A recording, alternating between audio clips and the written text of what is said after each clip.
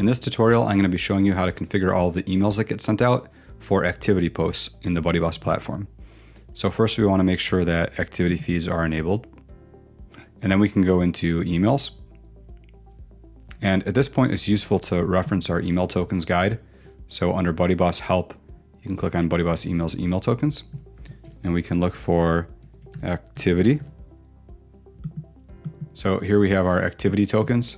And under here, each one of these situations is a situation where something happens and this email gets sent out.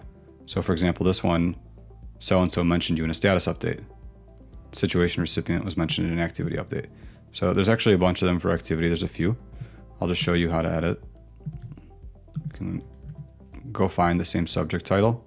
And then this is the subject, site name, so-and-so mentioned you in status update. And this is the content of the email. This is the version of the email that's in HTML and looks nice like in Gmail, typical email program. This is a fallback HTML email in case the customer is using some sort of email program that can't read HTML emails. And then all this content you can change, and you just want to make sure you reference the email tokens so that your email actually makes sense and has the correct logic for the situation. Things like poster name, you want to make sure you use that token so that it says who actually mentioned you. And there's a few emails that get sent out for activity. You can read them yourself and modify them. And if for some reason you have made a lot of edits and made mistakes and you want to revert things just to how they started, you can always go to BuddyBoss Tools and then click on Repair Community.